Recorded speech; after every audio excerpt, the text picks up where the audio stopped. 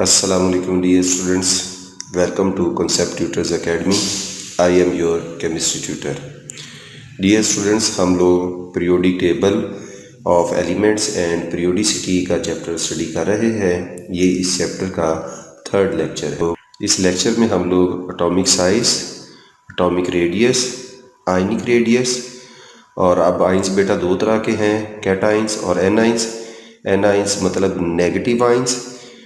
तो इसमें क्वेश्चन बनता है why the size of an anion is more than parent neutral atom, और दूसरा क्वेश्चन बनता है why the size of cation यानी positive ion is less than the parent atom. Dear students, first question से start करते हैं। Define atomic size and explain the trend in periodic table. Atomic size को define करना है और इसका trend periodic table में बताना है आप लोगों ने। तो फर्स्ट बात बेटा ये है कि एटम्स जो होते हैं ये साइज़ में बहुत छोटे होते हैं, इतने छोटे होते हैं कि हम लोग डायरेक्टली इनको माइक्रोस्कोप की हेल्प से नहीं देख सकते। तो जब हम लोग एटम्स को देख नहीं सकते तो फिर हम लोग इनका साइज़ डायरेक्टली मेजर नहीं कर सकते। तो हम लोग एक इनडायरेक्ट मेथड यूज़ करते हैं। इस मेथड में हम लोग क्या करते हैं कि दो बॉन्डेड एटम्स के न्यूक्लियाई के दरमियान डिस्टेंस को मेजर करते हैं। तो ये देखें बेटा, ये दो बॉन्डेड एटम्स शो किए गए हैं। इन एटम्स के न्यूक्लियाई के दरमियान जो डिस्टेंस है, इस डिस्टेंस का हम लोग हाफ ले लेंगे। इस डिस्टेंस का जो हाफ कराएगा होगा वो रेडियस ऑफ एन एटम बन जाएगा। तो हम लोग एटॉमिक साइज को in terms of radius of an atom जो है मेजर करते हैं। तो रेडियस ऑफ एन एटम क्या होता है? The half of the distance between the nuclei of two bonded atoms is called radius of an atom of an element. किसी भी एलिमेंट के दो एटम्स जो आपस में बॉन्डेड हो, उनके दरमियान जो डिस्टेंस है उसका हाफ डिस्टेंस ले लिया जाए। ये देखें बेटा, ये दो एटम्स के न्यूक्लियाई के दरमियान डिस्टेंस है, तो इसका हाफ ये डिस्टेंस बन जाएगा। तो इस हाफ डिस्टेंस को हम लोग क्या कहेंगे? Radius of an atom. Next बेटा देखते हैं trends of atomic radius. Atomic radius के पीरियोडिक टेबल में ट्रेंड्स क्या है? एटॉमिक रेडियस के ट्रेंड्स की बात करें तो एटॉमिक रेडियस ग्रुप में टॉप टू बॉटम इंक्रीज करता है। क्यों इंक्रीज करता है इसको हम बाद में देखेंगे। ये देखें, किसी भी ग्रुप में ऊपर से नीचे की तरफ एटॉमिक रेडियस जो है वो इंक्रीज कर रहे हैं, बढ़ रहे हैं। और अगर पीरियड में हम लोग बात करें तो left to right atomic radius जो है वो डिक्रीज करता है। लेफ़्ट टू राइट एटम्स का साइज़ कम होगा, पीरियड्स में एटम्स का साइज़ क्या होगा? कम होगा। तो इसकी रीज़न क्या है ये भी देखते हैं। अब बेटा देखते हैं कि ग्रुप में top to bottom atomic radius के इंक्रीज होने की रीज़न क्या है। तो इसकी रीज़न्स तीन है बेटा। Number one, increase in number of shells. Top to bottom हम जब ग्रुप में जाते हैं तो नंबर ऑफ शेल्स बढ़ते जाते हैं। पहले एलिमेंट के पास सिर्फ एक शेल है, हाइड्रोजन के पास ग्रुप वन की बात करें तो दूसरे के पास दो शेल्स हैं, लिथियम के पास। सोडियम के पास बेटा तीन शेल्स हैं। उसके बाद पोटाशियम के पास बेटा चार शेल्स हैं। तो नंबर ऑफ शेल्स बढ़ने की वजह से इनका साइज जो है वो बढ़ता जाएगा। रुबेडियम के पास बेटा 5 शेल्स होंगे।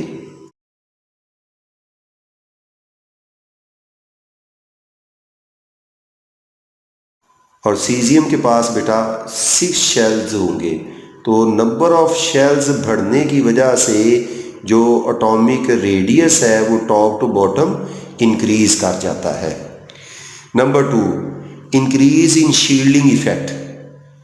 तो शील्डिंग इफेक्ट भी टॉप टू बॉटम इंक्रीज करता है। तो आपको पता होना चाहिए कि शील्डिंग इफेक्ट क्या है।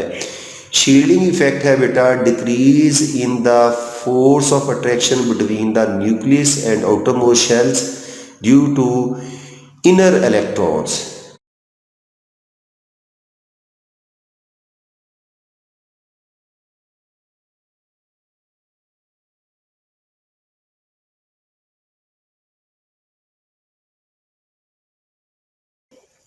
तो डियर स्टूडेंट्स, इनर इलेक्ट्रॉन्स की वजह से न्यूक्लियस और आउटरमोस्ट इलेक्ट्रॉन जो है इनके दरमियान अट्रैक्शन कम हो जाती है, इसको हम क्या कहते हैं, शील्डिंग इफेक्ट। तो जब शील्डिंग इफेक्ट बढ़ेगा, न्यूक्लियस और इनर इलेक्ट्रॉन्स के दरमियान फोर्स ऑफ अट्रैक्शन कम होगी, जिसकी वजह से एटॉमिक साइज जो है वो बढ़ना शुरू हो जाएगा। देखें बेटा, लिथियम के न्यूक्लियस के बाहर दो शेल्स हैं। तो पहले शेल में दो इलेक्ट्रॉन्स हैं जो कि आउटरमोस्ट शेल के एक इलेक्ट्रॉन को रिपेल कर रहे हैं। लेकिन अगर सोडियम की बात की जाए तो सोडियम के न्यूक्लियस के बाहर तीन शेल्स हैं। पहले शेल के अंदर दो इलेक्ट्रॉन्स हैं, दूसरे शेल के अंदर 8 इलेक्ट्रॉन्स हैं और लास्ट शेल में एक इलेक्ट्रॉन है।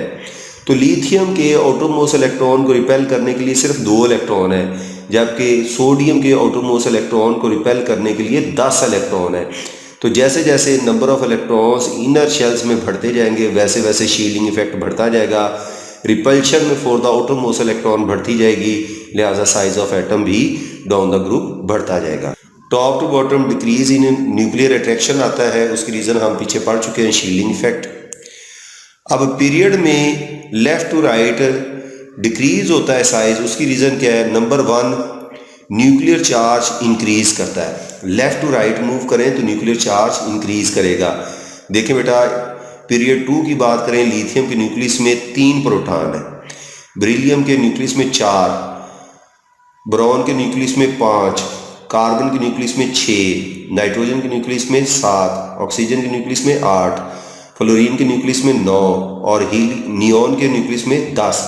तो left to right number of protons nucleus में इंक्रीज कर रहे हैं। न्यूक्लियस में नंबर ऑफ प्रोटॉन्स इंक्रीज करने की वजह से पॉजिटिव चार्ज न्यूक्लियस में बढ़ जाएगा, जिसकी वजह से न्यूक्लियस आउटरमोस्ट इलेक्ट्रॉन को ज़्यादा अट्रैक्ट करेगा, जिसकी वजह से एटम का साइज कम से कम तर होता जाएगा left to right in a period. Increase in nuclear attraction, nuclear charge बढ़ने की वजह से न्यूक्लियर अट्रैक्शन भी बढ़ जाएगी। तो डियर स्टूडेंट्स, आप लोगों ने ये समझा कि पीरियोडिक टेबल में एटॉमिक रेडियस का जो ट्रेंड है वो ये है कि ग्रुप में top to bottom atomic size बढ़ेगा। रीज़न 3 है, increase in number of shells, increase in shielding effect, decrease in nuclear attraction. और पीरियड में लेफ्ट टू राइट जो एटॉमिक साइज है वो डिक्रीज करेगा। डिक्रीज करने की रीज़न क्या है? इंक्रीज इन न्यूक्लियर चार्ज और increase in nuclear attraction. Next dear students देखें, define ionic size and explain its trend in the periodic table. Ionic size क्या होता है बेटा? न्यूक्लियस से लेके आउटर मोस्ट शेल तक का जो डिस्टेंस होगा उसको हम आयनिक रेडियस कह देंगे, और आयनिक रेडियस जो है उसी को हम आयनिक साइज कहते हैं। तो डेफिनेशन देखते हैं बेटा, the distance from the centre of the nucleus to the outermost shell of an ion is called ionic radius. Ionic radius के ट्रेंड्स को देखते हैं। आयनिक रेडियस के ट्रेंड्स को देखते हैं तो बेटा, जो ट्रेंड एटॉमिक साइज के हैं वही ट्रेंड्स सेम आयनिक रेडियस के हैं। जो रीजंस ग्रुप में top to bottom atomic size के इंक्रीज करने की है वही top to bottom ionic radius के इंक्रीज करने की रीजंस हैं। इसी तरह से पीरियड में जिस तरह से left to right atomic size decrease करने की रीजंस हैं, उसी तरह से आयनिक साइज के डिक्रीज करने की भी रीजंस हैं। डियर स्टूडेंट्स, एक बहुत इंपॉर्टेंट क्वेश्चन है, वो ये है कि why the ionic radii of negative ions are greater than the size of their parent atoms. कि नेगेटिव आयंस के जो साइज है वो उनके पेरेंट एटम से बड़े होते हैं। इसकी मिसाल ये है बेटा कि फ्लोरीन जब इलेक्ट्रॉन को टेकअप करेगा और फ्लोराइड आयन में चेंज होगा तो ये साइज में फ्लोरीन एटम छोटा होगा और फ्लोराइड आयन जो है ये साइज में बड़ा होगा। ऐसा क्यों होता है, इसको पूछा जाता है पेपर्स में, या इसी क्वेश्चन को बदल के यूं पूछा जाता है, why the radius of fluorine atom is smaller than the fluoride ion. Fluorine atom का साइज क्यों छोटा होता है फ्लोराइड आयन से? तो इसका आंसर है बेटा due to decrease in nuclear attraction after gaining electrons. तो जब एनाइन बनने के लिए न्यूट्रल एटम इलेक्ट्रॉन एक या एक से ज़्यादा इलेक्ट्रॉन को गेन करता है तो आउटरमोस्ट शेल पे न्यूक्लियस की अट्रैक्शन कम हो जाती है। क्यों कम हो जाती है? When an atom gains an electron to form an anion the nuclear attraction decreases on the new increase number of electrons. क्योंकि number of electrons number of proton से बढ़ गए हैं, अब अट्रैक्शन जो है न्यूक्लियस की आउटरमोस्ट इलेक्ट्रॉन पे कम हो जाएगी। जब आउटरमोस्ट शेल पे न्यूक्लियस की अट्रैक्शन कम हो जाएगी तो फिर आयन का साइज न्यूट्रल एटम से बढ़ जाएगा। अब इसकी एग्जांपल देखें, जो फ्लोरीन एटम है इसका साइज 72 पाइकोमीटर होता है, जबकि फ्लोराइड आयन का जो साइज है वो 136 पाइकोमीटर। तो बेटा एटम से एन आयन का साइज हमेशा बढ़ा। नेक्स्ट क्वेश्चन बेटा, ये क्वेश्चन भी काफ़ी इंपॉर्टेंट है। Why the ionic radii of positive ions are smaller than the size of their parent atom. Negative ions के जो साइज हैं वो पेरेंट एटम से बड़े होते हैं, पॉजिटिव आयन के साइज जो हैं वो पेरेंट एटम से छोटे होते हैं। क्यों छोटे होते हैं? उसकी रीज़न ये है, due to increase in nuclear attraction after losing electron. जब कोई एटम इलेक्ट्रॉन को लूज कर देता है तो बाकी रिमेनिंग इलेक्ट्रॉन्स के ऊपर न्यूक्लियस की अट्रैक्शन बढ़ जाती है। डिटेल में देखते हैं बेटा। When an atom loses electron, एक या इलेक्ट्रॉन्स एक से ज़्यादा, to form a cation the size of atom decreases. There are two reasons for it. इसकी दो रीजन्स है। नंबर वन, जब किसी एटम में से आउटरमोस्ट शेल में से इलेक्ट्रॉन रिमूव होते हैं या एक इलेक्ट्रॉन रिमूव होता है तो उससे शेल भी ख़त्म हो जाता है। जब शेल ख़त्म होगा तो डेफिनेटली एटम का साइज़ छोटा हो जाएगा। कैटाइन जो है वो एटम से छोटे साइज़ का होगा। मिसाल के तौर पे बेटा सोडियम एटम की बात करें तो सोडियम एटम के पास 3 शेल्स हैं।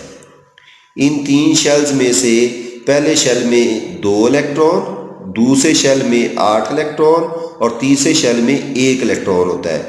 जब ये सोडियम आयन में चेंज होता है तो सोडियम आयन के पास सिर्फ 2 शेल्स रह जाते हैं, क्योंकि आउटरमोस्ट शेल का जो 1 इलेक्ट्रॉन है वो रिमूव हो चुका होता है। तो इसलिए एक शेल जो है सोडियम एटम का कम हो गया। जब एक शेल कम हो गया तो साइज एटम का डेफिनेटली कम हो जाएगा। दूसरी रीज़न क्या है? दूसरी रीज़न ये है, the nuclear attraction increases on the remaining less number of electrons and thus the size of atom decrease.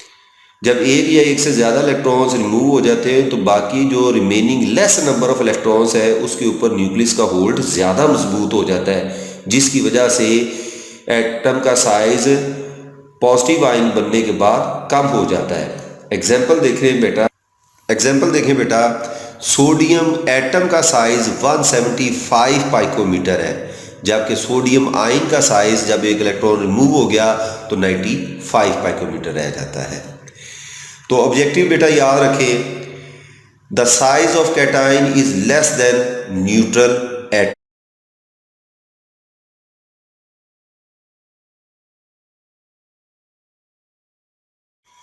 और size of anion is more than the neutral atom.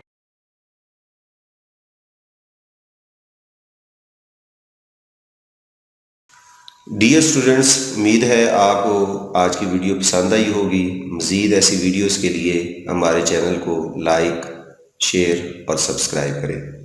अल्लाह हाफिज़।